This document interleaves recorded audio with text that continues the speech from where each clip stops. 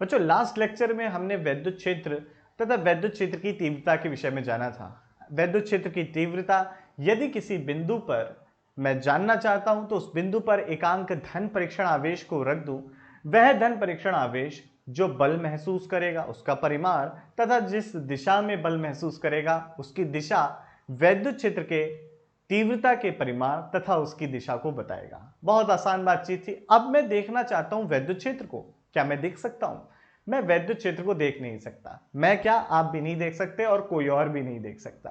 तो वैद्युत क्षेत्र के व्यवहार को समझने के लिए हमें कुछ जरूरतें थी, तो हमने कुछ इमेजिनरी लाइंस ड्रॉ कर ली जो हमें बताती हैं कि वैद्युत क्षेत्र का व्यवहार उस क्षेत्र में कैसा है। तो ये इमेजिनरी लाइंस ड्रॉ करने के लिए भी तो कुछ चाहिए होगा, तो वो इमेजिनरी लाइंस कैसे ड्रॉ की जाए इस पे बहुत विचार किया गया।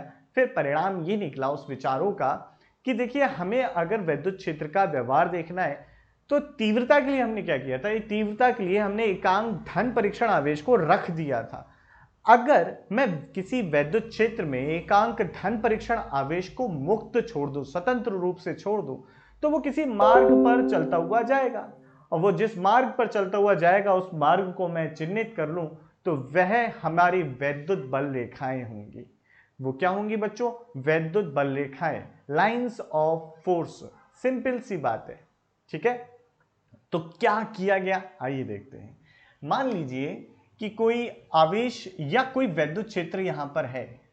अब वैद्युत क्षेत्र स्थित है, मैंने यहां पर एक धन परीक्षण आवेश को रखा और इस धन परीक्षण आवेश को रखने के बाद छोड़ दिया, तो ये कुछ मान लीजिए इस तरीके से चलता चला गया। तो एक मुझे वक्राकार रेखा प्राप्त हुई, निष्कोणीय वक्राकार रेखा प्राप्त हुई। इसके हर एक बिंदु पर खींची गई स्पर्श रेखा बताएगी इस बिंदु पर वैद्युत क्षेत्र की तीव्रता की दिशा को। बहुत सीधी सी बात है। अगर मैं यहां पर बच्चों एक स्पर्श रेखा खींच दूं तो मुझे पता चलेगा इस बिंदु पर वैद्युत क्षेत्र की जो तीव्रता की दिशा है वो ये है। आसान बातचीत है ना। आइए आगे की बातचीत समझते हैं बच्चों। अब इसी तरीके से मैंने एकांक धन परीक्षण आवेश को यहां रखा और फिर छोड़ा, तो ये मान लीजिए कुछ इस तरीके से करा। तो ये भी एक किस प्रकार की रेखा है बच्चों? वक्राकार रेखा है। वक्राकार रेखा, कर्व्ड लाइन है, निष्कोणीय रेखा। तो हम ऐसे भी कह सकते हैं इस बात को कि ये कुछ काल्पनिक रेखाएं होती हैं जो इस प्रकार से खींची गई होती है कि इस पर खींची गई हर एक स्पर्श रेखा उस बिंदु पर वैद्युत क्षेत्र की तीव्रता को प्रदर्शित करे या वैद्युत क्षेत्र की तीव्रता की दिशा को प्रदर्शित करे, है ना आसान। तो वैद्युत क्षेत्र बल रेखाएं वह काल्पनिक रेखाएं होती हैं जो इस प्रकार से खींची गई होती हैं जिनके हर एक बिंदु पर खींची गई स्पर्श रेखा उस बिंदु पर वैद्युत क्षेत्र की तीव्रता की दिशा को प्रदर्शित करे। इस तरीके से कह सकते हैं इस बात को। या दूसरा तरीका यह था कि यदि किसी वैद्युत क्षेत्र में किसी एकांक धन परीक्षण आवेश को मुक्त रूप से छोड़ दिया जाए तो वह जिस पाथ पर चलता हुआ गया, जिस पथ पर वो चलता हुआ गया, उस पथ को हम वैद्युत बल रेखा कहेंगे। ये निष्कोणीय रेखाएं होती हैं, वक्रीय रेखाएं होती हैं या सरल रेखा भी हो सकती है। तो आइए एक बार इसकी परिभाषा देखते हैं। तो देखिए, यदि वैद्युत क्षेत्र में रखा आवेश चलने के लिए स्वतंत्र हो तो वह बल की दिशा में चलने लगेगा। बातचीत बिल्कुल सही है। अब यदि बल की दिशा निरंतर बदलती रही तो आवेश के चलने की दिशा भी निरंतर बदलती जाएगी, अर्थात आवेश एक वक्राकार मार्ग पर चलेगा। वैद्युत क्षेत्र में किसी स्वतंत्र धन आवेश के मार्ग को वैद्युत बल रेखा कहते हैं। आसान बातचीत थी, जो अभी हमने समझी वही परिभाषा है, नोट कर लीजिएगा, इंपॉर्टेंट है एग्जाम पॉइंट ऑफ व्यू से। अतः वैद्युत बल रेखा वैद्युत क्षेत्र में खींचा गया वह काल्पनिक निष्कोण वक्र, यानी कि वक्र, निष्कोण वक्र मतलब स्मूथ कर्व, ठीक है, जिस पर एक स्वतंत्र पृथक कर यानी कि आइसोलेटेड, जिसको अलग कर लिया गया और किसी से वो एसोसिएटेड नहीं है, एकांक धन आवेश चलता है। वैद्युत बल रेखा के किसी भी बिंदु पर खींची गई स्पर्श रेखा उस बिंदु पर स्थित धन आवेश पर लगने वाले बल की दिशा, या हम दूसरे तरीके से कह सकते हैं वैद्युत क्षेत्र की तीव्रता की दिशा को प्रदर्शित करता है। ठीक है। हम किसी वैद्युत क्षेत्र को बल रेखाओं द्वारा प्रदर्शित करते हैं, यानी कि वैद्युत क्षेत्र किस प्रकार का है, क्या व्यवहार है, हम उसके लाइंस ऑफ फोर्स से रिप्रेजेंट करते हैं। वैद्युत क्षेत्र बल रेखाओं को इंग्लिश में बच्चों कहते हैं लाइंस ऑफ फोर्स, ठीक है, या electric lines of force. Simple बातचीत। आगे देखिए, अब देखिए अगर पॉजिटिव चार्ज है तो ये किस प्रकार की रेखाएं बनेंगी, आइए जानते हैं फटाफट बच्चों इसे। तो आइए बच्चों समझते हैं धन परीक्षण आवेश के कारण किस प्रकार की वैद्युत क्षेत्र बल रेखाएं बनेंगी। तो यहां पर एक पॉजिटिव चार्ज है, ये पॉजिटिव चार्ज, इस पॉजिटिव चार्ज के मैं यहां पर एक धन परीक्षण आवेश रख दूं तो देखिए ये धन परीक्षण आवेश एक सीधी रेखा में चलता चला गया। यहां पर रखा तो अगेन ये आवेश कुछ इस प्रकार चला गया। यहां पर धन परीक्षण आवेश रखा, इस तरीके से चला गया। इसी तरीके से जब यहां धन परीक्षण आवेश रखा, इस तरीके से चला गया। यहां रखा बच्चों, ये कुछ इस तरीके से चला गया। यहां रखा लाइक दिस, अगेन यहां पर जब रखा तो इस तरीके से जा रहा है। दिशा भी हम अभी बना देंगे बच्चों इसकी।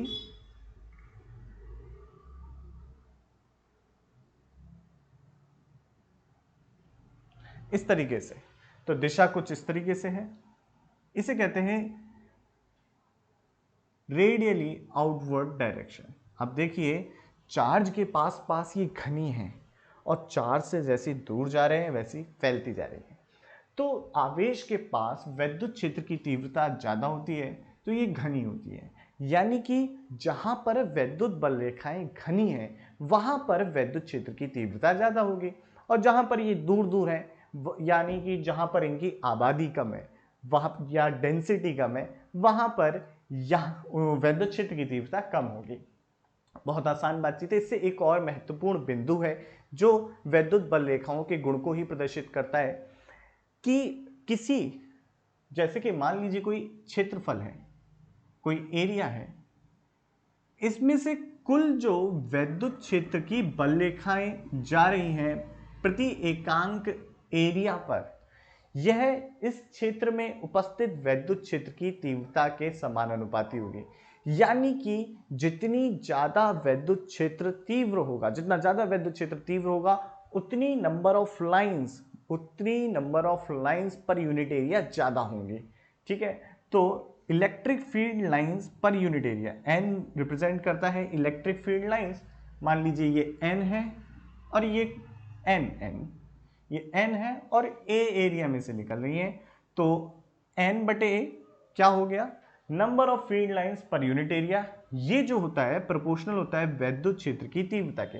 जितनी ज्यादा तीव्र होगा वैद्युत क्षेत्र उतनी पर यूनिट एरिया यानी कि एकांक क्षेत्रफल में से उतनी ज्यादा ही संख्या होगी वैद्युत क्षेत्र बल रेखाओं की। बहुत आसान बातचीत है।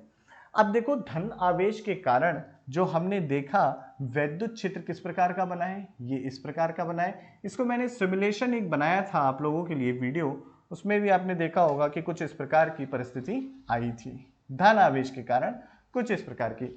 यहां पर घनी है तो घनी मतलब पर यूनिट एरिया जो नंबर ऑफ फील्ड लाइन से ज्यादा है, इस बात का मतलब यहां पर वैद्युत क्षेत्र की तीव्रता ज्यादा है। तो कुछ पढ़ लेते हैं, थ्योरी देखते हैं कि क्या थ्योरी है और मैंने क्या समझाया, क्या थ्योरी में लिखा है, क्या स्कूल में लिख के आना है, यह भी तो जानना जरूरी है। तो देखो चित्र में एक धन आवेश गोले से उत्पन्न वैद्युत क्षेत्र में बल रेखाएं खींची गई हैं। यदि इस गोले के पास किसी अन्य धन आवेश को स्वतंत्र छोड़ दे तो वह प्रतिकर्षण का बल महसूस करेगा। बिल्कुल सही बात है, क्योंकि धनावेश है, दूर अनंत तक सीधी रेखा में चला जाएगा। अतः किसी अकेले धन आवेश से बल रेखाएं सीधी अनंत तक जाती हैं, जैसा कि हमने भी देखा। अब आगे की बातचीत करते हैं कि अगर ऋण आवेश होता तो क्या होता।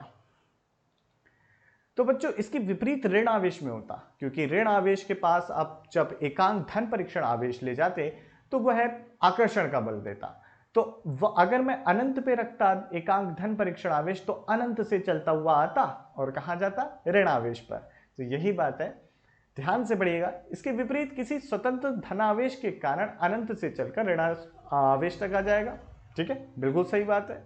अतः बल रेखाएं अनंत से चलकर सीधे ऋण आवेश पर आके खत्म होंगी। तो यह भी स्पष्ट है कि आवेशित गोले के लिए बल रेखाएं सीधी त्रिज्य अनुगामी होंगी, यानी कि रेडियली इनवर्ड होंगी। ठीक है, और गोले के केंद्र से निकलती हुई केंद्र पर मिलती हुई प्रतीत होंगी। यानी कि अगर पॉजिटिव चार्ज है तो वो गोले के केंद्र से निकलती हुई प्रतीत होंगी, और अगर नेगेटिव चार्ज है तो क्या होगा, गोले के केंद्र पर मिलती हुई प्रतीत होंगी। आइए इसका चित्र देखिए। देखिए सारी की सारी बल रेखाएं नेगेटिव चार्ज के ऊपर टर्मिनेट हो रही हैं, यानी कि खत्म हो रही हैं, अंदर तक जाके खत्म हो रही है। ऐसा नहीं है कि स्पेस में बाहर जाके कहीं खत्म हो जाएंगी, नहीं, अंदर तक जाके खत्म हो रही है, गोले के केंद्र पर मिलती हुई दिखाई दे रही है। और अगर यही चार्ज आपका पॉजिटिव चार्ज होता तो ये गोले के केंद्र से निकलती हुई प्रतीत होती। तो आसान बातचीत है ना। आइए इसे मैं रब कर देता हूं, आप लोग इसे नोट करिए फटाफट। आइए बच्चों जानते हैं कि ऋण आवेश के लिए क्या होगा। ये नेगेटिव एक चार्ज रखा है, इसकी वजह से मैं देखना चाहता हूँ विद्युत क्षेत्र बल रेखाओं को, electric field lines of forces को देखना चाहता हूँ मैं। तो मैंने अनंत पर रखा एक धन परीक्षण आवेश। यह आकर्षण के बल के कारण सीधे इस नेगेटिव चार्ज की ओर चलता चलाएगा एक सीधी रेखा में। इसी तरीके से जब मैं यहाँ पर रखूंगा बेटा, तो ये अनंत से यहाँ पर चलता हुआ आ जाएगा। इसी तरीके से यहाँ पर नेगेटिव चार्ज रखूंगा, माफ कीजिएगा पॉजिटिव चार्ज रखूंगा, नेगेटिव नहीं, तो यह एकांक धन परीक्षण आवेश नेगेटिव चार्ज पर आ जाएगा। अगेन ये अनंत से फिर यहाँ पर, ध्यान से देखिएगा, यहाँ पर इस तरीके से, और ये आ गया हमारा इस तरीके से। तो ये जो बल रेखाएं आई हैं इस बार हमारी, ये किस प्रकार हैं, ये हमारी रेडियली इनवर्ड है।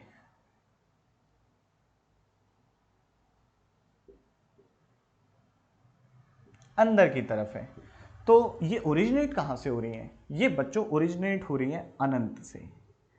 टर्मिनेट कहां पे हो रही है, यानी कि खत्म कहां पे हो रही है, ये खत्म हो रही है ऋण आवेश पर। तो कुछ प्रॉपर्टीज समझ में आई कि वैद्युत क्षेत्र बल रेखाएं धनावेश पर शुरू होती है, अगर इसके आसपास क्षेत्र में कुछ नहीं है तो जाके अनंत पर खत्म होंगी। अगर केवल एक सिंगल नेगेटिव चार्ज रखा है तो ये ओरिजिनेट होंगी हमारी अनंत से और टर्मिनेट होंगी हमारी नेगेटिव चार्ज पर। अगर मान लीजिए धन आवेश और ऋणावेश दोनों रखा है तब क्या होगा, मान लीजिए जितना धनावेश है प्लस Q उतना ही ऋणावेश है, तो जितनी रेखाएं यहां से इधर जाएंगी, कुछ रेखाएं इस प्रकार से जाएंगी जो कि धन आवेश से निकलकर ऋण आवेश पर खत्म हो रही होंगी। मान लीजिए 3 रेखाएं ये आपकी अनंत पर खत्म हो रही होंगी, तो बच्चों यहां पर 3 रेखाएं आएंगी जो अनंत से आएंगी और ऋण आवेश पर खत्म होंगी। ध्यान देना इस बात पे कि यह दोनों आवेश परिमाण में समान है। ठीक है, कुल मिला के अगर एक द्विध्रुव, ये बाद में पढ़ेंगे द्विध्रुव क्या है, समझा देंगे अभी। तो द्विध्रुव रखा है तो किस प्रकार से क्षेत्र होगा वैद्युत क्षेत्र, समझ में आया। ठीक है, अब अगर 2 धनावेश रखे होते तो वैद्युत क्षेत्र कैसा होता बच्चों, अगर 2 धनावेश रखे हुए होते तो वैद्युत क्षेत्र कुछ इस प्रकार से होता, ऐसे ऐसे ऐसे ऐसे, क्योंकि यहां पर प्रतिकर्षण का बल है तो एक दूसरे से ये बल रेखाएं पीछे हटना चाह रही होंगी। इसी तरीके से यहां पर भी,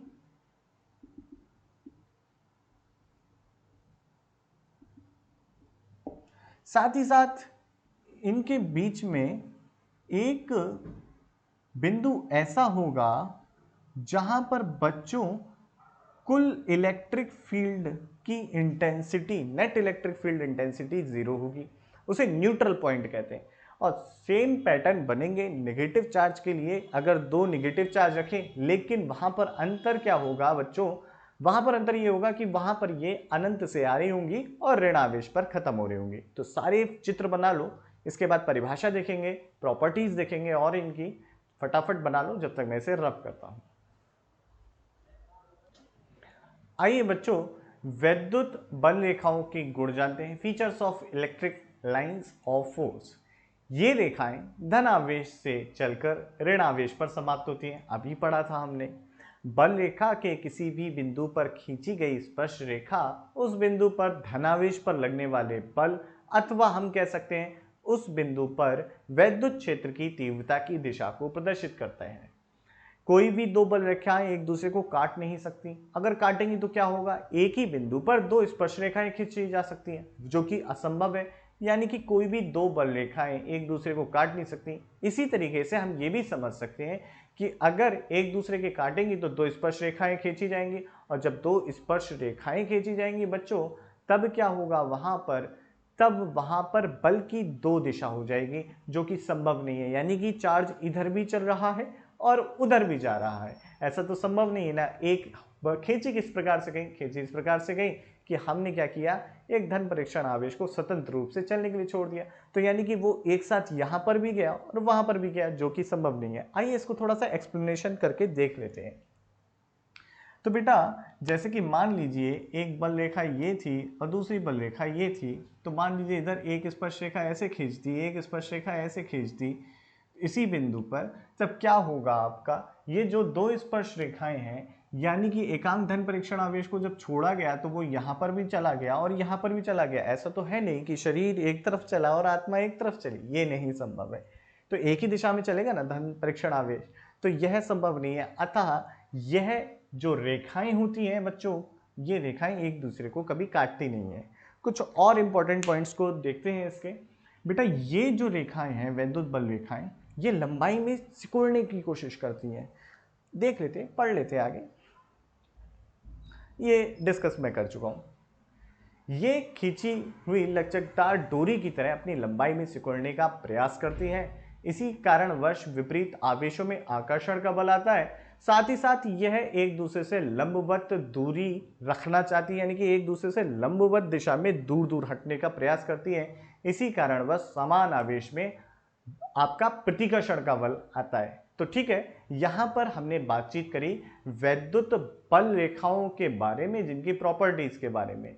अब बाकी बातचीत नेक्स्ट लेक्चर में करते हैं। कुछ इंपॉर्टेंट जेईई और नीट के पॉइंट ऑफ व्यू से इंपॉर्टेंट डेरिवेशन डिस्कस करेंगे। अभी के लिए इतना ही। जय हिंद।